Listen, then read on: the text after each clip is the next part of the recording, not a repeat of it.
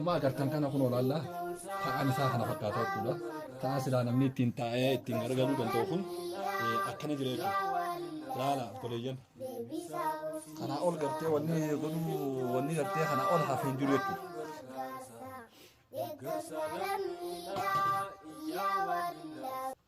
Assalaamu alaikum wa rahmatullahi wa barakatuhu daawwattoota hordoftoota keenya. خواتم مبارك بك جرت مرات جا رمضان جما طمرات جا في داج جرة أكسمها جنوبا سلامتان تانية بك جرت مرات سن حاجة سوية جا قبين أران تنقبين فنية وجينس كا قبين أدا كمنا وكيس كاميرا فولي خيت أرجمو عبد الناصر محمد بونا برارا مو قبين أدا خنا خيسين بيرانغا هوتها قبين كنا قبين مالي جام كيسان وانين أولم نف أسمعني نسيني فكرتي خاصو بربادية تودا جي رمضان أنا خايس ما فوق جماعة ما تجوان في داج الروب جتة جيني رمضان جي خيري خايس دلقتان جي قرتي خان كابوس وليلاتي تكو أبوجين قدتي باتي تكتي تنا وجين دبر في تودا خان ما بجتة قرتي خان تلي رجلوس كفيان كمنس كهاركا قرتي هن كمنس هنتما وجيا خان خايس تجاول براد أبتون برباتشي سال خان ما وجين أبو منصور يروح الدولات وقاو قادانيس تدبيناتي انترفو قدا تورون كيني نياتا تم أراه يجا فجاي سادا بيت اللي رجله وقاو قدا شنقوتو لقوسي سيتي جرا الراس فجان سا وان وجاوه هنقبو مدو جارة تجيرا ما ديم خانا فيتشنو تيسقا أران تنها قرتي جا رمضانا خانا وجي والقبسي بني قرتي قا نموتي قوق أبون قرتي حابرات أبطوان جوف أكادما إني خيسة جروه maal akka inni irra jiru haalli isaa akkam jireechuudhaan kaameraa keenya qabannee gama mana isaa dhaynee isa biratti argamne jechuudha. Egaa daawwattoota hordoftoota kiyya akkuma jalqaba irratti isin kaasee obbo Mansuur eega fayyaa isaa dhabee waggaa 15 lakkoofsisee jira. Yaa nama fayyaa guutuu qabu. Yaa namticha rabbiin jahan fayyaa seekannee bobbaatee galtee carraaqqattee alaa mana kee tajaajilu jirtu akka feetee burraaqxu. Alhamdulillaahi. bakka jirtutti fayyaa ta'e walissi haa dhaabu ammoo kan fayyaa dhabe hoo rabbiin fayyaa isaa jahan bikkatti haa deebisuunis kadhaa ta'en asumaanuu gaa qophii teenya taakka henne teegal obbo Mansuur arraas walitti deebinee jirra asiinis nu gahe jiini kuni jira ramadaanaati eegaa hordoftoota keenyaan gaagartee jira ramadaanaa gaarra guyyaan 19 akkas oolee na fakkaata mee maal jechuun barbaadda taakka inni akka qophii keenya gartee sagantaa irraa si wajjin qabnu keessatti gaafii fi deebii si wajjin godhuudhaaf gartee kan asitti argamnu mee maal jechuu barbaadda jalqaba irratti. Akkam nagaa fayyaadhaa Ramadaan Mubaarak.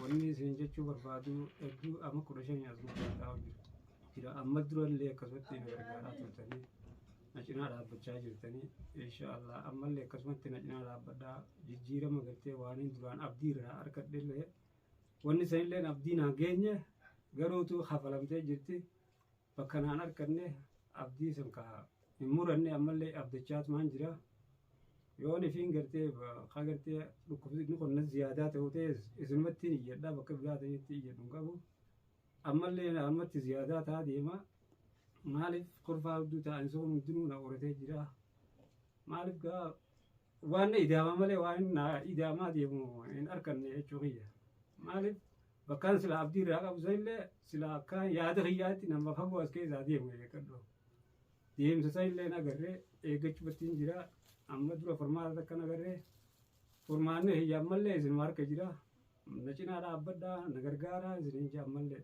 maaliif gaa obboleeyyan kiyya obboleeyyaniifin isin qaba rakka biraati wanni gartee nama biraa iyyadhu hin jirtu oromoo guddoo malee rabbi isin haa jiraachisu fayyaa isinitti haa ta'u akkuma na cinaa dhaabbattanitti ammallee fayyaan tiyyaarmas siqaa jirti na cinaa dhaabbadhaan isin hin jaa hedduu naa galatoomaa fayyaa harkadhaa rabbi umurii isin haa dheeressu ta'ammaan duraatiifillee taganaatiifillee rabbiin bakkas duraa irraa baaftaniis barakaa isin haa kaa'u ammallee xiqqoo guddoo qabdan tana na cinaa dhaabbattiin barakaa isinitti haa kennu kan gartee keenyisaa waa qabu na cinaa dhaabbachuu qaba waan isin malee hin qabne jecha inshaallah kana cinaa dhaabbadhaan isin jaa tammaan isin jaa.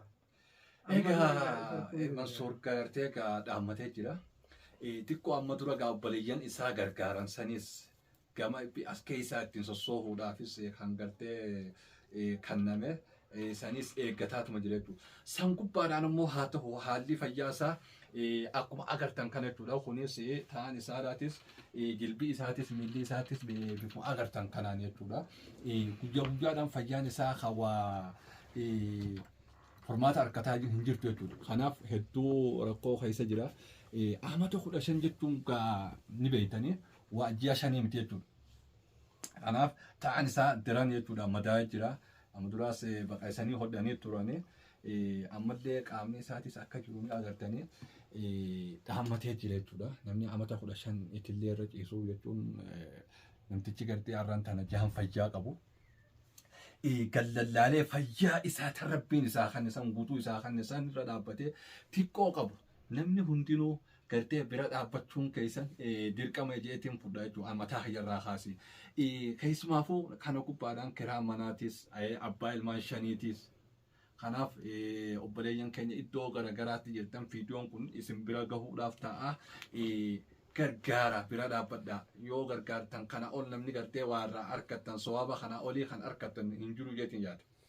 Wallaahi lazim namtichi gartee Mansuur bira dhaabbatee an dalagatettiin beeka addunyaa akhiraa dalagatettiin beeka jechuudha. Yeroo hedduu itti deddeebinee viidiyoo marraa turre akkiin dura argaa turee fi akkii arraadhaa garaagarummaa guddaa qaba jechuudha. Haalli fayyaa isaa hedduu nama rifachiisee jira jechuudha. Kanaaf gartee addunyaa nusii gabaabduma tanaa fayyaa qabnu tanarra gartee ni'imaa rabbiin nuu kanne tanaa haalaallee isa fayyaa dhabe kana haa bira dhaabbannuun isin hin jaa. Ammas gaamee qaama isaa gama ta'aadhaatis itti deddeebifneeti laalla jechuudha. Heddumatti dhugumatti Mansuur haallee nan gartee hoggaa dabree fi Hasan Duraatii fi Arraa hoggaa wal bira qabu hedduu takka na rifachiise jechuudha. Dhugaadhaa wallaahi. Yaa nama fayyaan fayyaa seeqan ati fayyaa jahan qabda akka fiitee burraayitee deemtee galta bira dhaabbadhaa.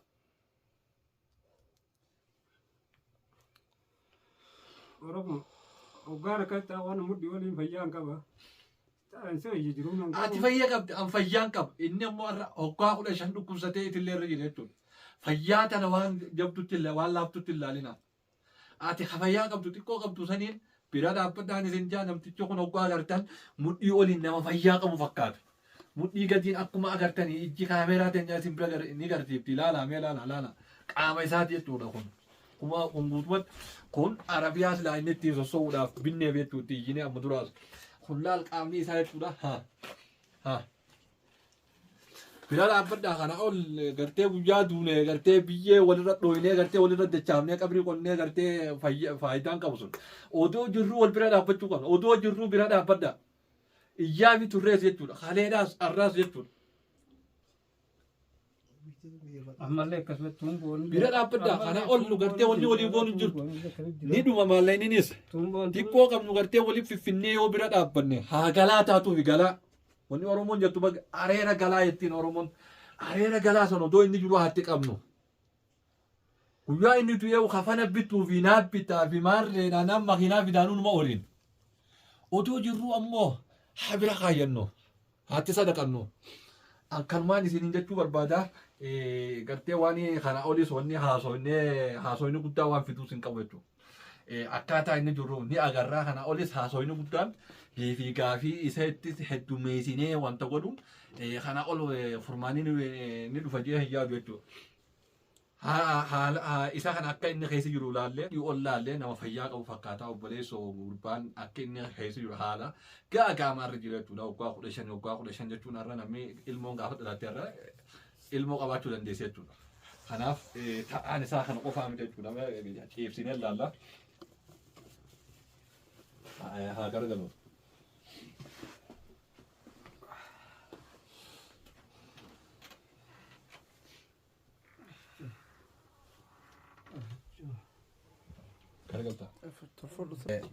Akkuma agartan kana kun olaalla ta'aan isaa kana fakkaata jechuudha. Ta'aan silaa namni ittiin taa'ee ittiin gargaluu danda'u kun akkana jira jechuudha. Laala obboleeyyan. Kanaa ol gartee wanni godhuu wanni gartee kanaa ol hafeen jiru jechuudha. Haa bira dhaabbannu haa gargaarru. Subhaanallah. Laamilaatti.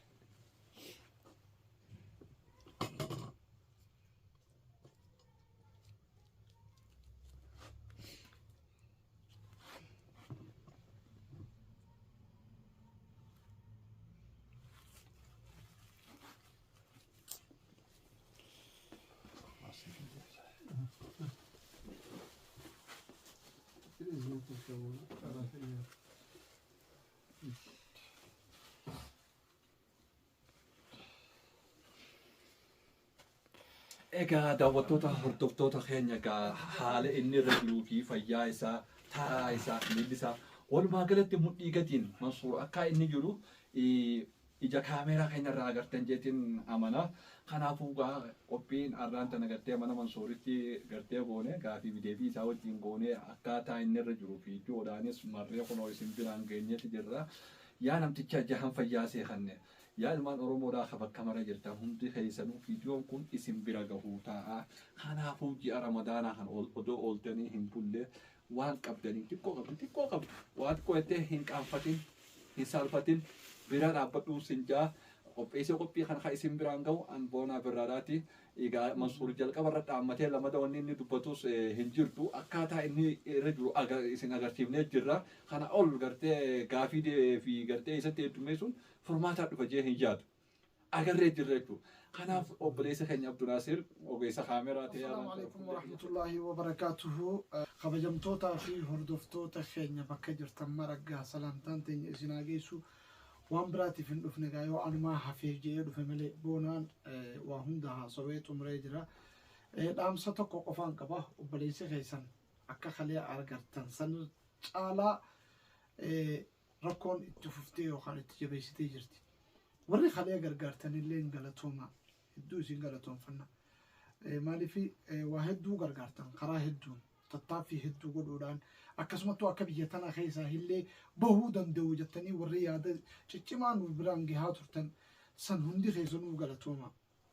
Yaada akka isin nu keessanii fi daandii isin irra nu keessan irratti deemaa jirra ilaa arraa ammoo waa takka jijjiiramni jiru dhuguma rabbiitti.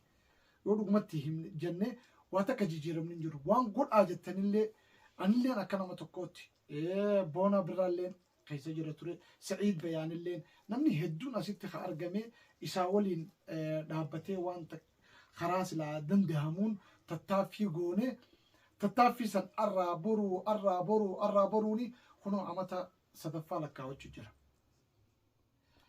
Namni keessaafuu biyya baqaa keessa jiru rakkoon isaa bal'oo jeetiin hima. Dhuguma foodduma tana dhaabbannee guyyuu waa gaafachaa ooluun nama jibbisiisti. Ammoo maal haa goonulee wal malee hin qabnu Oromootii. Inninis isin malee hin qabu. Dhuguma rabbiitti. Isin malee hin qabu. Nuti warri biyya kana keessa jiru gaa fayyaan haadha dhaabbannu malee isa waan caallu hin qabnu jeetiin abdadha. Yoo waa gooneef quutii guyyaa takka achi waan godhuu dandeenyu jiru. Ammoo Oromoon tiyya bakka jirtanitti harka wal qabattanii akka kaleessanitti akka boonsitan asumaan isin dhaammadha. Kun dhaamsa kiyya. Dhaamsa obboleessa keessanii Abdunaasiriin maal isin raaju wallahi waan hin juun beeku dhuguma rabbiitti silaa waan hin jechuu deemu hundaa itti xiqqaata silaa waan hin jechuu fadhu obboleessa kiyya kalee akka jirurra jijjiirama fidaa ilaa hanqa haakimaa waliin deemne waan kanallee akka beektanitti Arabiyaallee haa bitamuuf jennee binnee yoo fayyummaan isaasan dhawaataan fayyaan dhufaa jiraatti jennee biyya kana keessatti fayyaan dhuftu hin jirtu. Yoo ka walitti jibnu taate malee fayyaan biyya tana keessatti neeva dhuftu hin jirtu. Biyya tana keessatti namni fayyee ka'ee deemee haakima haa ta'u amaliyaa haa ta'u waan fedhe godhatee fayyee ka'ee deeme ka agarre hin jiru. Amata 16 siree tana gubbaarratti. Amata 16 dhiisiti yaa ilma Oromoo guyyaa lama siree tanarra taa'uun waan isiin qabdu. Namni dhukkubsatee guyyaa takkaaf tokko karaa dhukkubsatee hundi beeka. Kanaafuu yaa Oromooti waan biraa hin jiru waan biraatiif isii miti kan hin yookaan isaanirra beekee yookaan yaada inni himate san irra bareechee osoo hin ta'in yookaan waan artistiin keenya yookaan boonaa birraatii irra tolchee osoo hin ta'in quuqamuna jiruun isin bira gahuudhaaf haala itti jiru nuutu bira jiraa ka agarru san isin garsiisu yookaan isinitti himachuudhaaf yoo inni dhufee obboleen kee.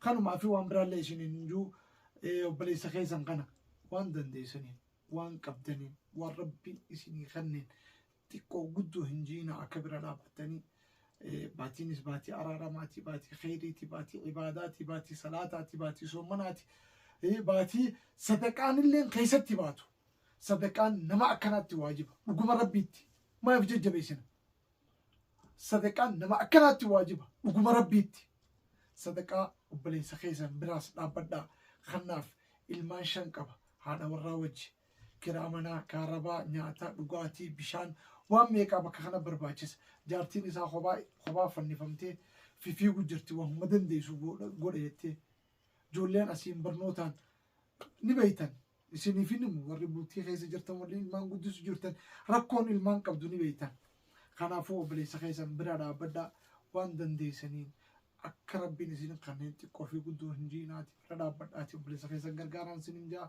kanuma dhaammachuuf hin dhufe wassalaamu alaikum warahmatullaahi wabarakaatu